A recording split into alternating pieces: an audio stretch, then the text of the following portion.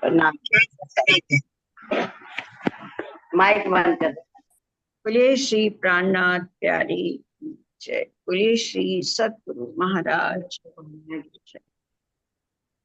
प्रणाम जी सुंदर साथ जी, बड़े महाराज जी, परमहंस महाराज जी, श्री राम रतन दास जी की प्रेरणा से, उनके आशीर्वाद से उनके भी तक सुन रहे हैं, समझ भी रहे हैं और अपनी अल्प बुद्धि से जितना समझ आ रहा है उसका सहयोग भी दे रहे हैं। कल कुछ बात ऐसी थी जो अभी तक नहीं सुलझ पाई, तो उसके लिए मैंने अभी चाची जी को भी भेजा हुआ है। और कि वो 5 शास्त्र कौन से हैं जिनकी बात महाराज जी कर रहे हैं, तो अभी उनका जवाब नहीं आया है। हो सकता है शाम तक वो फ्री होकर बात हम्म। करेंगी, तो वो प्रणाम भी जी। हम उसका हल करेंगे। और आज हम अपनी बैठक का आरंभ, हमारी प्यारी सखी रेणु मोंगा जी हमारे संग हैं, हम अपनी बैठक का आरंभ उनके भाव से करते हैं। हम्म। तो आइए रेणु प्रणाम जी, जी। आप। प्रणाम जी। प्रणाम प्रणाम दीदी। दीदी प्रणाम मैंने जी। भी उसके बारे में पूछा है किसी से ना। 5 शास्त्र। अ, बबीता बोल रही है, मैं- बबीता हाँ वीडियो जी, ऑन हाँ कर। जी। नहीं, मैं अभी ऐसे ही लेटी अच्छा हुई थी। अच्छा। मैं लेटी थी। अच्छा अच्छा। कोई बात नहीं। मैंने अभी इनकी मासी है ना, दिल्ली वाली मासी, उनसे मैंने पूछा था क्योंकि वो भी बी तक हाँ बहुत बार पढ़ चुकी हैं। तो मैंने उनसे पूछा तो उन्होंने भी वो 5 शास्त्र जो बताए ना, उन्होंने क्योंकि उन्हीं जो 4 वेद और 5वां अपन का स्वसम वेद, 5 शास्त्र वही बताए उन्होंने भी कि इनमें अच्छा। सब में जो अंग प्रत्यंग, जो जैसे राज्य के भी अंग प्रत्यंग कहा जाता है ना इन किताबों को। हाँ अपन राज्य के भी जो 14 हाँ किताबें हैं, उनको अंग प्रत्यंग ही कहा जाता है ना। तो इसकी हाँ सारी हाँ। गवाही, सारों के उत्तर ऑलरेडी उन अ, उसमें शास्त्रों में दिए हुए थे। अच्छा इसीलिए इन्हीं 5 अच्छा शास्त्रों की बात कही गई है उनके हिसाब अच्छा। से भी। नहीं तो जैसे 5 शास्त्र अगर बात करें गवाहियों के रूप में, तो उसमें फिर कुरान है, माहेश्वर तंत्र है, ऐसे कई किताबें हैं जिसमें गवाहियां और ये वाली बात कही गई है। और एक मेरी फ्रेंड ने, पद्मा जी शायद आज होंगी, उन्होंने भी लिख के भेजा था कि अंजील, बाइबल और तौरेत, ये जो किताबें पहले प्रकट हुई, क्या ये हैं क्या? तो अभी मैं किसी निष्कर्ष पे नहीं पहुंची कि हम्म। अगर तो उनके उत्तर वेदों की बात है, तो वेदों के साथ साथ तो कुरान में सबसे ज्यादा निशान लिखे हैं कि पारब्रह्म के आने के और ऐसे रूहों के आने के। और कुरान में और माहेश्वर तंत्र में, पुराण संहिता में, ऐसे बहुत सारे ग्रंथ हैं जिनमें वो बात है। तो जी। चलिए देखते हैं चाची जी क्या बताती हैं। ठीक है, तो ठीक है, कहने ठीक मतलब उसका भाव तो यही समझ में आ रहा है कि शास्त्रों में भी गवाहियां है। दी गई हैं, नीचे उत्तर वो खुद नीचे भी भी देते लिखा हैं। गया ना, हाँ वेद का देवो हाँ पहुंची शरत शरत, ये भी वो हाँ। भी उसके में भी नीचे है वो ना। सबसे, हाँ, उस पेज के हाँ, लास्ट में ये लिखी है, वेद लास्ट में भी है। कतेबु, वो है धनी जी को जोश, आत्म दुल्हन वाली हाँ जो चौपाई है ना, उसको जी। कह रहे हैं कि पांचों मिल भई। हाँ, और वेदों में भी, वेद और कतेब दोनों हम्म। की बात है, वेद और कतेबों में हम्म। भी जो कहा गया था वो शरत पूर्ण हो गई, वो समय पूर्ण हो गया, वो आ गए, हम्म। यानी वो प्रकट हो गए संसार में। हाँ ठीक कह हम्म। रही हो तुम, बिल्कुल ठीक ठीक, कह रही ठीक, ठीक। हो। तो अर्थ इसका वही है, मतलब भाव वही है इसका। भाव वही है, बेसिकली भाव यही है।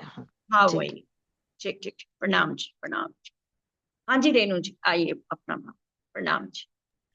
प्रणाम जी। प्रणाम जी।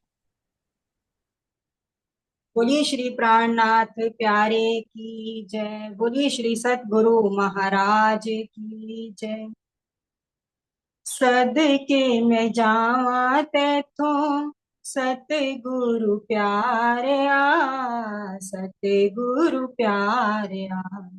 शेरपुर वालिया सदके में जावा तैथों सतगुरु प्यारया, सतगुरु प्यारया।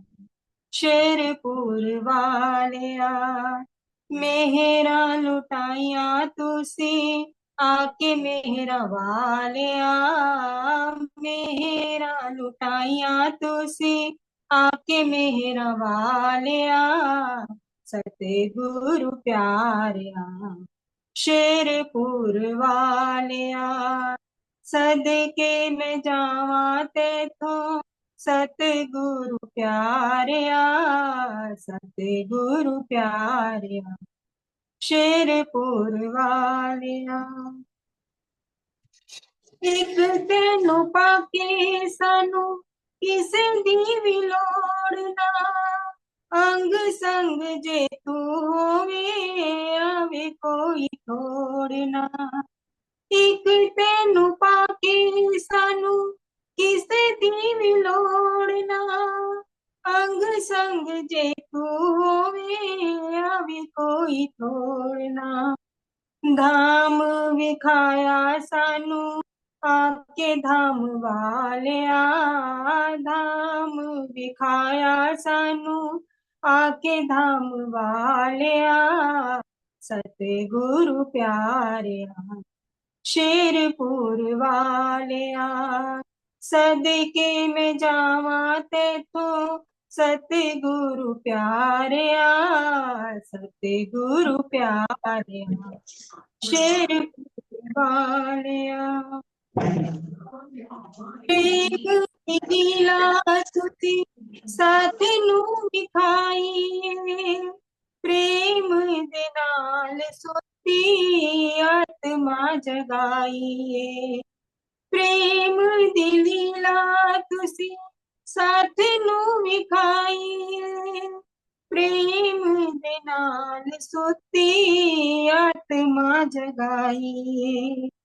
प्रेम दा स्वरूप सोना सोने मुखड़े वालिया, प्रेम दा स्वरूप सोना सोने मुखड़े वालिया, सतगुरु प्यारिया शेरपुर वालिया। मेहरा लुटाइया तुसी आके मेहरा वालिया, मेहरा लुटाइया तुसी आके मेहरा वालिया, सतगुरु प्यारिया शेरपुर वालिया। भूले साथ नू विखाई राह निज धाम दी, मूल मिलावा जिते बैठक शाम शाम दी। भूले साथ नू विखाई राह निज धाम दी, मूल मिलावा जिते बैठक शाम शाम दी। जागनी दा भार उठाया जागनी वालिया, जागनी दा भार उठाया जागनी वालिया, सतगुरु प्यारिया शेरपुर वालिया। सदके में जावा तेथों सतगुरु प्यारिया, सतगुरु प्यारिया शेरपुर वालिया। माया वाला रंग लाते जावे तानू वेख के, दुख मिट जांदे दर्शन करके सोने वेख दे। माया वाला रंग लाते जावे तानू वेख के, दुख मिट जांदे दर्शन करके सोने वेख दे। ओही पहचाने जिनू चरणा नाल ला लिया, ओही पहचाने जिनू चरणा नाल ला लिया, सतगुरु प्यारिया शेरपुर वालिया। ओही पहचाने जिनू चरणा नाल ला लिया, सतगुरु प्यारिया शेरपुर वालिया। सदके में जावा तेथों सतगुरु प्यारिया, सतगुरु प्यारिया शेरपुर वालिया।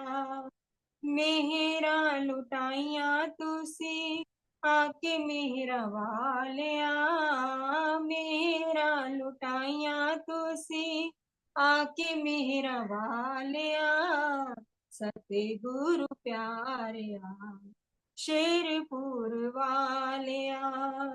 सदके में जावा तेथों सतगुरु प्यारिया, सतगुरु प्यारिया, शेरपुर वालिया, सतगुरु प्यारिया, शेरपुर वालिया, सतगुरु प्यारे, शेरपुर वालिया। बोलिए श्री प्राणनाथ प्यारे की जय, बोलिए श्री गुरु महाराज की जय। प्रणाम जी। प्रणाम जी, प्रणाम जी।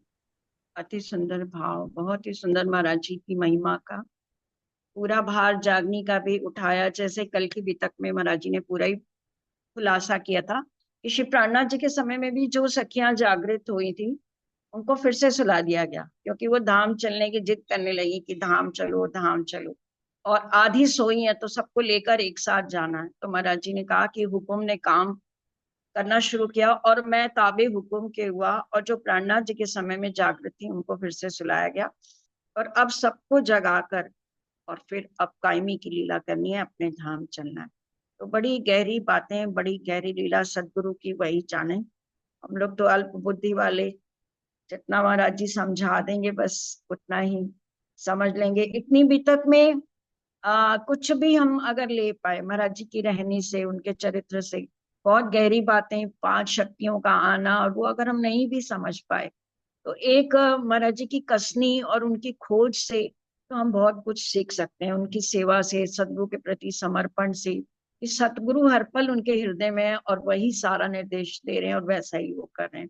तो सबसे पहले तो सदगुरु को रिझाना, अपने हृदय में उनको बिठाना। तो बहुत सारी ऐसी प्रेरणादायक है बातें जो हम ले सकते हैं। तो महाराज जी के चरणों में अर्जी करते हैं कि उसके लिए भी हमें बल दें, बुद्धि दें कि हम उनको ले पाए। बहुत सुंदर भाव रेणु जी का। अब हम चलते हैं कामाक्षी के साथ हमारे नाम जी। कामाक्षी के साथ चलते हैं हम अपने अगले पड़ाव की ओर।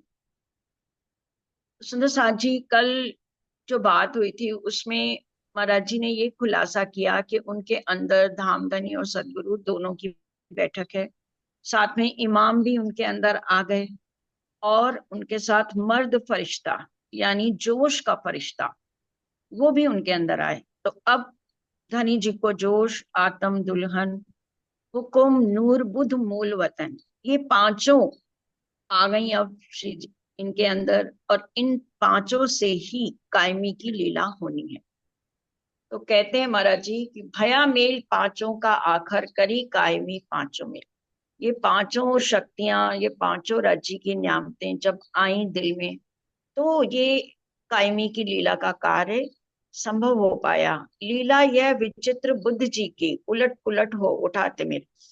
वो कह रही है कि विचित्र लीला बुद्ध जी की, राजी महाराज मूल धामधनी की, ये अद्भुत लीला है, इसको कोई जान नहीं पा रहा, उलट पुलट हो गया। यानी देखिए, पहले प्राणनाथ जी के समय जागृत हुई सखियां, तो भी धामधनी के हुक्म से, बाद में उनको सुलाया गया, फिर उनके हुक्म से, फिर उनको जगाया जा रहा है, और फिर कायमी की बात की जा रही है। तो सारी चीजें उलट पुलट हो रही है ना। तो ये इनका बड़ी विचित्र ये लीला है। भय गवाही पूर्ण शाम की, पूरा अपना वचन किया, याद कराया मैं आ पहुंचा, अपना साक्षात्कार किया। अब कह रहे हैं कि रज्जी महाराज ने स्वयं आकर अपनी गवाही दी, अपना वचन पूरा किया, और ये पहचान करा दी, ज्ञात कराया मैं आ पहुंचा, कि मैं ही आया हूं। ये अभी तक क्या है कि हम जैसे महाराज जी के तन को बाहर से ही देख रहे हैं, कभी झंडूदत्त जी के रूप में या कभी सदगुरु के रूप में। तो अब महाराज जी की बैठक, धामधनी की बैठक उनके अंदर है, तो वो ये पहचान दे रहे हैं कि अपनी पहचान धामधनी दे रहे हैं कि अब वो वक्त आ चुका है और मैं जाहिर हो गया हूँ, अपना साक्षात्कार। क्योंकि खुद खुदा ही अपनी गवाही दे सकता है। खुदा को कोई भी नहीं पहचान सकता अगर वो किसी तन में आते हैं, या आज हमारे सामने भी किसी तन में आ जाए, तो जब तक धनी कृपा ना करें, जब तक धनी आदेश नहीं करेंगे, जब तक धनी हमारी रूह की आंख नहीं खोलेंगे, हम नहीं पहचान पाए। तो कह रहे हैं धनी ने अपना वचन पूरा किया और ये ज्ञात करा दिया कि मैं आ पहुंचा हूं। और साथ में क्या हम लोग को कह रहे हैं, हम हैं कौन लाखों पहचानो, आत्म की आंखें खोलो। और हम कौन है, हम कहाँ से आए हैं, और हमें क्यों ये ज्ञान मिला है, और कहाँ हमें जाना है, कि कैसी मेहर हम पर हो रही है। ऐसे पल पल अपनी आत्म की आंखें खोल कर देखो, रुकना नहीं विपुल को भी, अब खेल खत्म कर धाम चलो। अब ये जागने का कार्य, ये लीला अब रुकने वाली नहीं है। ये राजी महाराज पहले भी आया ना कि अब पुकार लग रही है, ये दूसरी बार पुकार लग रही है और रूहों को बुलाया जा रहा है। और जो बहुत दूर थी, उनको बरसों दूर थी, उनको पहले आवाज लगाई गई। ये कल की बितक में हमने सुना था। तो अब इसको, ये थमेगा नहीं, ये जागने का जो कार्य है, जो जागने की लीला है, रूहों का जगना है, ये थमेगा नहीं। अब सब खेल खत्म कर धाम चलो। यानी हम जो माया के खेल में कैसे लगे हैं, हमारा दिल ही तो लगा है। देखो, दिल ही से तो सब खेल चलता है। ये हमारा दिल है, चाहे तो हम इसको माया में लगा दें, यही दिल है, चाहे तो हम उसको अपने निज वतन के सुखों में लगा दें। तो महाराज जी कह रहे हैं कि अब ये आत्म की आंखें खोलो, अपने इस खेल को खत्म करके धाम की ओर का रुख करो, अपने अपने मिले मूल से। और क्या हुआ, खेल खत्म कर फिर क्या होगा, सब अपने अपने मूल से मिलेंगे। तिमिर खेल से मुंह मोड़ो। जैसे ब्रह्म सृष्टि भी है, ईश्वरी सृष्टि भी है, जीव सृष्टि भी है। तो जब खेल खत्म होना है, तो सब अपने अपने मूल से, जो जहां से आई है वो वहीं पर मिल जाएगी। जिनके तो मूल तन पर आत्म वहां पर है, वो वहां पर जागृत हो जाएंगी। जो ईश्वरी सृष्टि है वो अपने धाम जाएगी, और जीव सृष्टि के जीवों को तो कायमी उनको भी मिलनी है। तो जो जिस मूल का है, सब वहां से वो चला वहीं तक, वहीं वो पहुंच जाएगा। तिमिर खेल से मुंह मोड़ो, ये हमारे लिए आदेश है। ये तिमिर का भरा, अंधकार का भरा जो खेल है, जिसमें अज्ञानता ही अज्ञानता है। कोई हमें राज्य की बात बताने वाला नहीं है, कोई हमें यहाँ राज्य की पहचान बताने वाला नहीं है। तो इस खेल से मुख को मोड़ो। ये सोचो कि तुम यहाँ की नहीं हो, अपनी निस्बत को देखो कि तुम कौन हो, कहाँ से आई हो, और क्यों तुम्हें ये सुख दे रहे, क्यों तुम्हें ये आवाज लगाई जा रही है।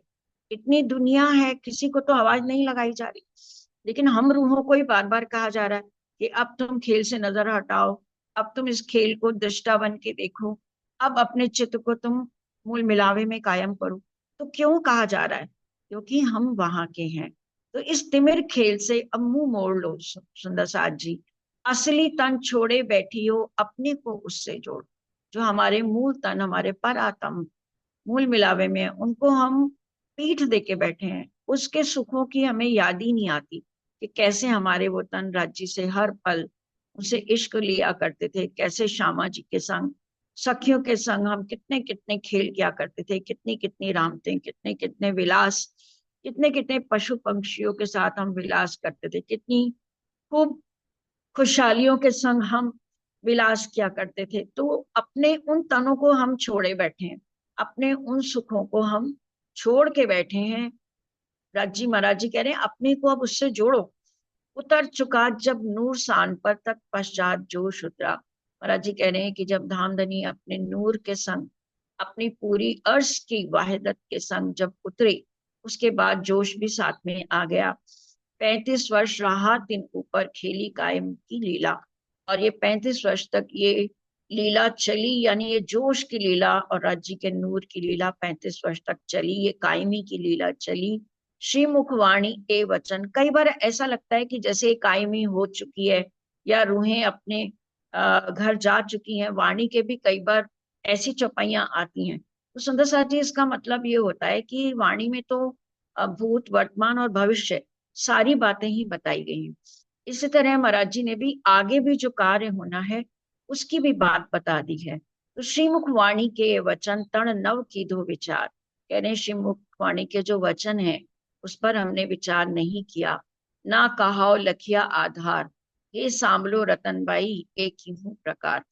और एवी बुद्ध केम अरबी आवार, तो ये समय कैसा आया, ये कैसी बुद्ध जी की लीला हो रही। ये सुंदर साथ जी, आपने इसको पहचाना नहीं कि रतनबाई के अंदर क्या रतन आया। अब यहाँ देखिए कितना खुलासा किया कि इंद्रावती की तरह रतन भी अपने संग पी को लाई। जैसे इंद्रावती ने अपने युगल स्वरूप राज्य महाराज को ही अपने अंदर बसाया, उसी तरह महाराज जी ने भी, रतनबाई ने भी, वो भी अपने संग पिया को लाई। सदी 13 में नारायण दास श्री सदगुरु महाराज पैदा हुए सोनगिरी आकर था वो जोर स्वरूप साक्षात। और 13वीं सदी में जो नारायण दास जी सदगुरु महाराज थे, सोनगिरी में उनका जन्म हुआ और वो जोश के साक्षात स्वरूप थे। गुप्त भेष है यह प्रीतम का, नहीं कोई भी सखी जमात। ये जो स्वरूप आया था ना सोनगिरी में, इसके मतलब कोई भी सखी जमात नहीं थी, ये गुप्त भेष प्रीतम का आया, मतलब इनको कोई पहचान नहीं पाया। इनके अंदर भी धनी की बैठक हुई, लेकिन ये अकेला स्वरूप ऐसा रहा कि जिसको कोई जमात और जिसका कोई जुथ या कोई वैसा नहीं हुआ। बस खुद ही है आप महाप्रभु, साथ ना कोई आत्म वर्ग।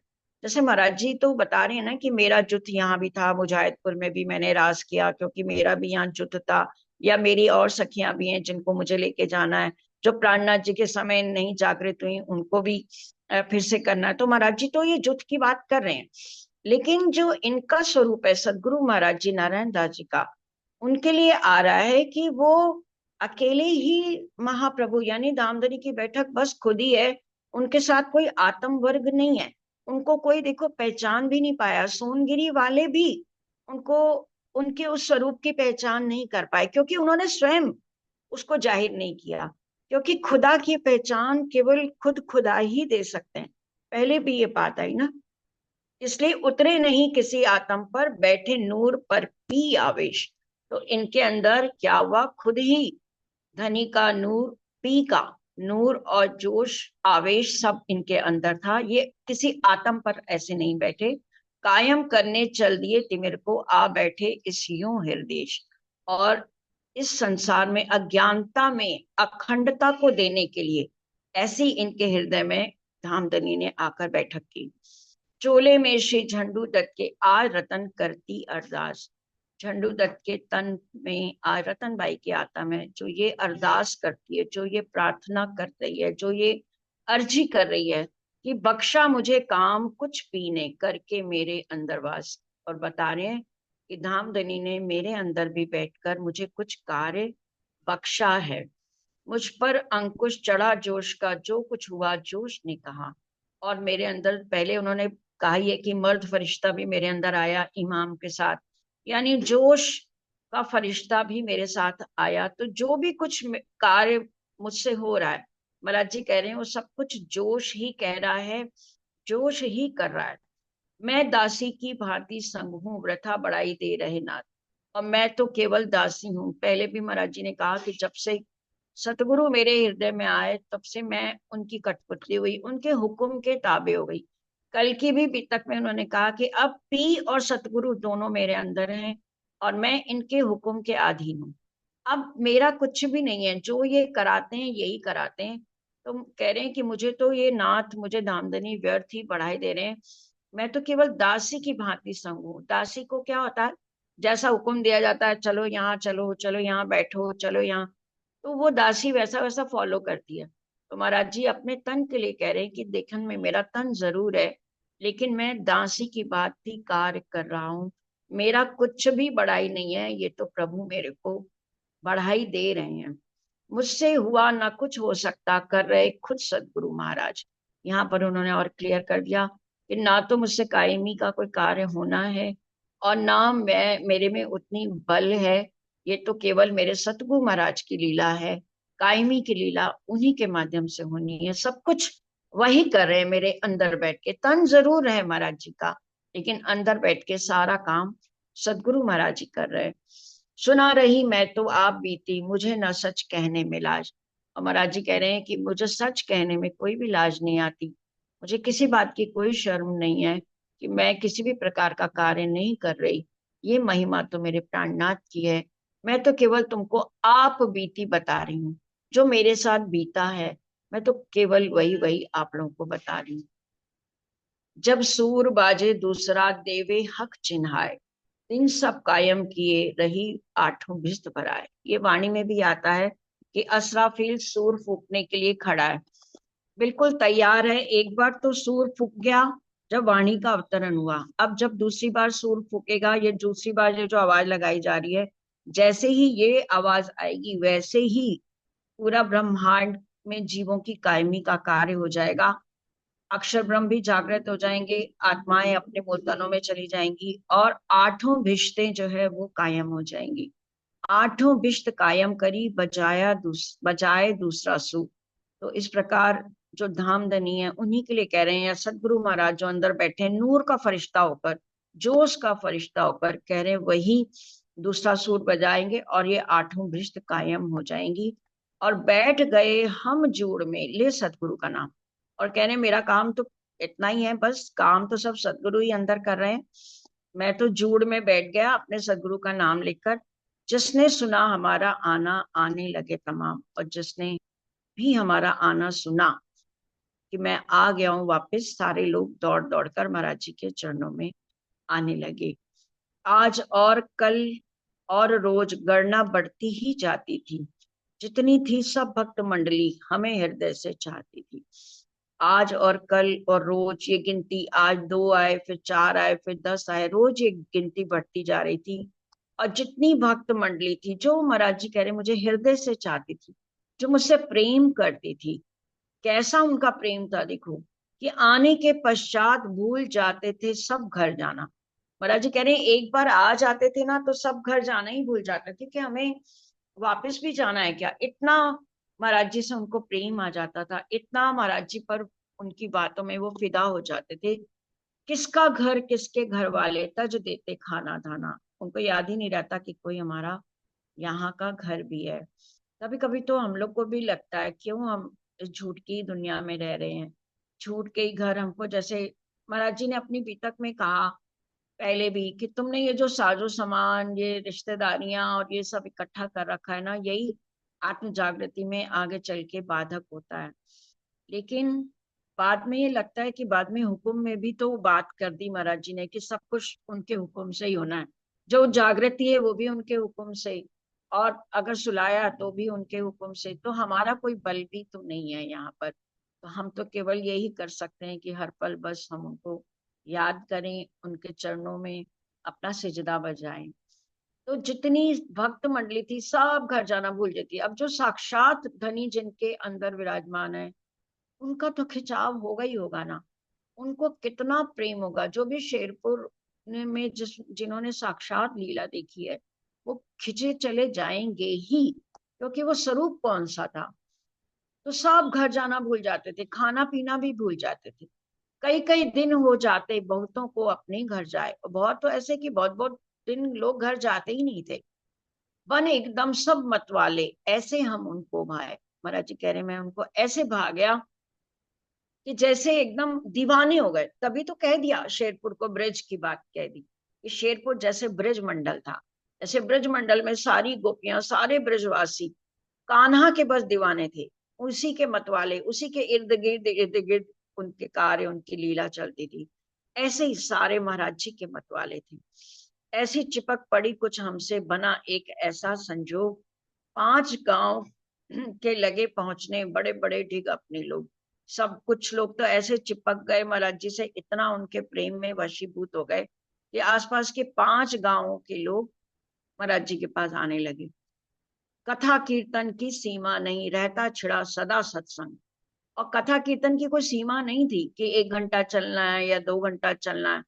हर वक्त सत्संग चला करता था, हर वक्त सत्संग, अच्छी बातें और महाराज जी के प्रवचन सब कुछ चलता। पहले भी उन्होंने बताया कि जब से मैं तीर्थाटन से होकर आया तो मेरी बोली खत्म नहीं हुई, यानी मैं बोलता था तो बोलता ही चला जाता था, वो बोली मेरी नहीं रुकी। तो इस प्रकार महाराज जी का सत्संग कभी नहीं रुका।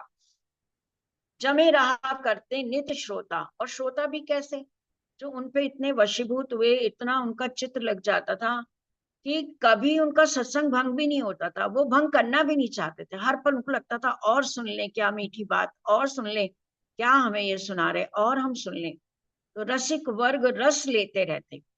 जो सत्संग के रसिक थे, जो सत्संग पे फिदा थे, जो सत्संग में डूबे हुए लोग थे, वो तो ये रस लेते रहते थे और पीते रहते रस प्याले। और महाराज जी रस लुटाते और पीने वाले उनका वो सत्संगी, वो भक्त लोग इस रस को पीते रहते पीते रहते। श्वेत हुए पी पी रस भंवरे थे स्वरूप काले काले। जैसे भंवरे का रंग तो काला होता है, लेकिन वो ये रस पी पी श्वेत हुए। इसमें काला और श्वेत हम ये भाव ले सकते हैं कि अगर कोई दिल में विकार कभी किसी के दिल में रहा भी होगा तो ये रस पीकर महाराज जी के प्रेम में वो उज्जवल ही हो गया, वो निर्विकार ही हो गया। इस तरह से लोग जिनके स्वरूप काले, जिनके दिल में थोड़ी भी मलिनता, अगर माया की फरामोशी या पर्दा था, वो इनके संग मिलकर ये रस पी पी कर भंवरे हो गए, बिल्कुल चिपके ही रहे। जैसे भंवरा क्या, फूल का जब तक पूरा रस नहीं लेता वो उसको नहीं छोड़ता, तो इसी तरह से ये सारे सत्संगी महाराज जी के आसपास ही मंडराते रहते। बहुत टालते रहे उनको, पास हमारे कम आओ। महाराज जी कहते हैं मैं बहुत टालता था उनको, बहुत मना करता था, भाई मेरे पास तुम लोग मत आओ, पास हमारे क्या रखा है, दुनिया वालों भग जाओ, हम बिगड़े तुम तो मत बिगड़ो। महाराज जी कहते हैं उनको मैं बहुत समझाता था कि देखो मैं तो बिगड़ा हुआ हूँ, मैं तो घर से निकला हुआ हूँ, लोग मुझे निकला हुआ ही कहते हैं, भगोड़ा कहते हैं, घर के प्रति मैंने कोई कर्तव्य नहीं कर पाया, मैं तो घर से बिगड़ा ही हूँ। तुम तो ना बिगड़ो, कम से कम तुम मेरे साथ आओगे तो तुम भी बिगड़ोगे, हमसे तुम दूर दूर रहना, योग्य ना रहने के दुनिया के मान जाओ अपना कहना, कि अगर तुमने मेरा संग किया तो तुम ऐसे बिगड़ोगे कि फिर तुम दुनिया के लायक नहीं रहोगे। और सुंदर साथ जी ये मस्ती होती भी ऐसी है, जिसको चढ़ जाती है ना फिर वो उतरने का नाम नहीं लेती, और जिसको हो जाती है तो वो फिर आना भी नहीं चाहता, और फिर वो दुनिया के किसी काम का नहीं रहता, उसको दुनिया की चतुराई नहीं रहती ना, उसके अंदर तो प्रेम की मस्ती हो जाती है, दीवानगी हो जाती है, तो वो फिर ना दुनिया में आना चाहता है और ना दुनिया के किसी काम का रहता है। महाराज जी कहते हैं भाई तुम भी दुनिया के काम के नहीं रहोगे, मान जाओ, समझाते थे, लेकिन असर बहुत कम होता उन पर ऐसे वचनों का, लेकिन उन लोगों पे असर ही नहीं होता था, महाराज जी चाहे जितना कहते रहे। तांता बढ़ता गया नित्य ही इधर उधर से सजनों का, जब देखा पक्के हैं जितने भक्त पास में आते हैं, घर द्वारे को छोड़ काम का, नाम ना लप पे लाते हैं। अब तांता बढ़ता गया, भीड़ बढ़ती जा रही, इधर उधर से लोग आ रहे। अब महाराज जी ने उसमें से कुछ ऐसे तलाशे, उनकी नजर में ऐसे भी लोग आए, सुंदर साध भक्त आए, जो केवल महाराज जी को चाहते थे और उनके लिए अपना घर बार भी छोड़ सकते थे, घर में जाने का नाम ही नहीं बोलते थे। तो बोले हम उन भक्तों से, अगर हमें तुम प्यार करो तो पहले इस शिव मंदिर का मिलकर जीर्णोद्धार करो। तो महाराज जी ने आज पहली बार मैंने देखा कि उन्होंने किसी से कहा, अपने भक्तों से, कि अगर तुम इतना ही प्रेम करते हो और यहाँ पड़े भी रहते हो तो कम से कम यहाँ रहने की तो ठीक ठाक व्यवस्था हो जाए। तो ये जीर्ण शीर्ण मंदिर था जहाँ महाराज जी ने आसन लगाया था, तो महाराज जी ने कहा कि पहले इस मंदिर का उद्धार करो, इसको चलो थोड़ा मिलकर बनाते हैं, जहां बैठते हो मिलकर के करते हो रसपान अनेक, तो अपने तन धन से इसका जीर्ण उद्धार करो प्रत्येक। कि तुम जहाँ आके इतने इतना बैठते हो, घर भी नहीं जाते हो, कई कई दिन रस का पान करते हो, सत्संग का लाभ लेते हो, तो तुम अपने तन और धन से, जिसके पास तन की सेवा हो तन से, जिसके पास धन की सेवा हो धन से, इसका जीर्ण उद्धार करो। ये टूटा फूटा मंदिर है, इसको फिर से बनाओ। सुनकर अपनी भक्त जनों में एक ज्योत सी जाग उठी, शिव मंदिर की प्राण प्रतिष्ठा को जनता एक साथ उठी। बस जैसे महाराज जी ने कहा, उनमें एक ज्योत जागृत हो गई, एक जोश उनके अंदर आ गया कि नहीं ये काम तो अब होना ही है। अब वो शिव मंदिर था, उसकी प्राण प्रतिष्ठा करनी थी, और सारी जनता एक साथ उठ के खड़ी हुई, तन से मन से धन से सबने कार्य श्रेष्ठ किया, अपने हाथों 5 गांव में शिव मंदिर उद्धार किया। महाराज जी के साथ 5 गांव थे, तो 5 गांवों ने मिलकर तन से मन से, जिसके पास जो भी सेवा थी, सबने मिलकर उस शिव मंदिर को बनाया। साथ साथ राशन अन्न आदि का भी सब प्रबंध हुआ, जिसके पास ना था देने को उसने श्रम का दान दिया। महाराज जी कह रहे हैं साथ साथ में राशन की भी, अन्न की भी, सारी चीजों का प्रबंध हुआ, लेकिन जिसके पास कुछ भी नहीं था, ये सब कोई राशन अन्न कुछ भी नहीं दे सकता था, ना पैसे से कोई सेवा कर सकता था, तो उसने श्रम का दान दिया, यानी वहां आके मेहनत करके उस मंदिर को बनाया। जो प्रसाद बनता अपना हम उन्हें खिलाकर ही खाते। अब वहां पर प्रसाद बनने लगा, सब लोग बैठे ही रहते थे, रात दिन तो थोड़ा बहुत भोजन की भी व्यवस्था करनी ही पड़ती थी। तो महाराज जी कहते हैं जो भी बनता था, भोग लगाते थे महाराज जी को, प्रसाद जो भी बनता था, महाराज जी कह रहे हैं उनको खिलाकर ही हम खाते थे। घर जाकर ही क्या लेते जब पेट, वहीं सब भर लेते। अब जितने भक्तजन थे वहीं पे भंडार है, खाना भी बन रहा है, खा भी रहे हैं और सत्संग का लाभ भी ले रहे हैं। तो क्या ही घर जाएंगे, पहले ही घर नहीं जाते थे। और अब क्या था कि अब तो उनको वो भी मिलने लगा, यानी भोजन भी मिलने लगा, तो घर पे जाके भी उन्होंने क्या ही खाना था, खाते ही नहीं थे। रूहानी जिस्मानी दोनों गिजा जहां मिलती हैं साथ, जहां रूहानी भी आपको खुराक मिले और जिस्मानी शरीर की यानी भोजन भी जहां पर मिले, भला वहां से डिगा सकेगा कौन, उसे है झूठी बात। तो उसे कौन वहां से डिगा सकेगा, कौन उसको अपने घर ले जा सकेगा, जिसको रूहानी आनंद भी मिल रहा हो और जिस्मानी पेट भी जिसका अच्छे से भर रहा हो। तो कहाँ जाएगा छोड़ के, वो कहीं वो जगह को छोड़कर जाएगा ही नहीं। अपने पास पचासों सज्जन पड़े रहा करते थे हर वक्त। पेटू बाबा समझ न लेना, वास्तव में थे सब भक्त। महाराज जी कह रहे हैं 50-50 लोग वहां पड़े रहते थे हर वक्त, लेकिन उनको ये मत समझना कि वो खाने पीने के लिए रहते थे, कि वो पेटू बाबा, ऐसा मत समझना। वास्तव में वो सब भक्त थे। हमें ना थी आदत सोने की, सोने का लेते नहीं नाम, बैठे रहते भक्त जनों में, कभी ना करते हम विश्राम। महाराज जी कहते मैं तो सोने का नाम जानता ही नहीं था कि सोना किसको कहते हैं, क्योंकि पूरी पूरी रात वो साधना में और भक्ति में ही बिता देते थे। तो उनको तो अभ्यास था, वो सोने का नाम ही नहीं लेते थे। अब आदत उनको सोने की नहीं थी, ना दिन में ना रात में, तो लोग भी उनके संग संग जागते थे। हम तो थे अभ्यासी इसके, भक्तों का आरंभ हुआ, चुपके से कुछ अपने ऐसे उनका भी अढंग हुआ। अब लोगों को नींद आती थी, महाराज जी को तो अभ्यास था। तो कुछ लोग क्या करते थे कि कुछ उन्होंने ये करना शुरू कर दिया, भांति अश्व की बहुत, तो चलते चलते सो लेते थे। कि बहुत सारे लोग तो घोड़े की भांति चलते चलते, जैसे घोड़ा हो ना लंबे सफर में उसको चलाए रखो, वो अपना थकान उतार लेता, चलते चलते भी सो जाता। तो कुछ लोग तो चलते चलते ही सो लेते थे। और क्या करते थे, कुछ बैठे बैठे सो लेते। ये किससे नित होते थे, ये रोज दिखाई देता था सत्संग में, कोई बैठे बैठे ही सो रहा है, कोई चलते चलते ही सो रहा है, क्योंकि उनको नींद नहीं पूरी हो रही, पूरी पूरी रात जाग रहे हैं, पूरा पूरा दिन जाग रहे हैं। हम तो भूल गए थे सोना, हमें याद भी नहीं आता, पर हमने ये नहीं सोचा था कि इनसे बैठा नहीं जाता। महाराज जी कह रहे हैं कि अब हमें तो आदत थी, हमें तो नींद आती नहीं थी, लेकिन इन लोगों को अभ्यास नहीं है, ये बात हम भूल गए थे। हमें याद ही नहीं था कि ये लोग कैसे जाग रहे हैं, ये तो हमने सोचा ही नहीं। बहुतों को निद्रा देवी जब आ बेचैन बनाती थी, पल भर भी वहां बैठ ना पाते, इतना उन्हें सताती थी।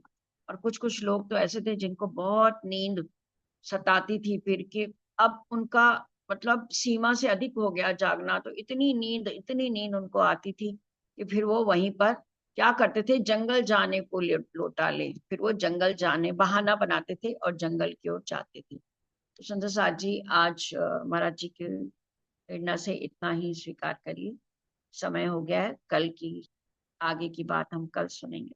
बोलिए श्री प्राणनाथ प्यारी जय, बोलिए श्री सतगुरु महाराज, प्रणाम। प्रणाम जी। प्रणाम जी। कितनी सुंदर, हम ऐसा आनंद आता है कि चलता ही रहे, लेकिन टाइम इजाजत नहीं। प्रणाम जी। प्रणाम जी। प्रणाम जी।